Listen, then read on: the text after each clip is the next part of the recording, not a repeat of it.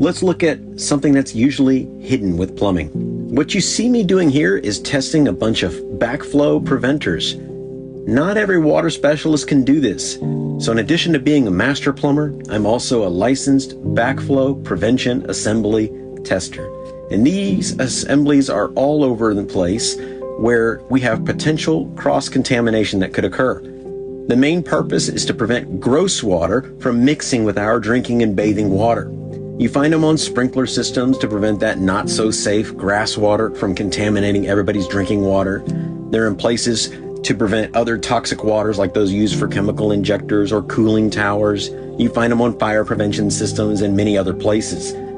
These help the perfect storms from happening, and trust me, they happen. The list of perfect storm incidents is huge and still happen on a daily basis. Most places request testing every year to check for proper operation, and that helps to keep our water from as much contamination as possible.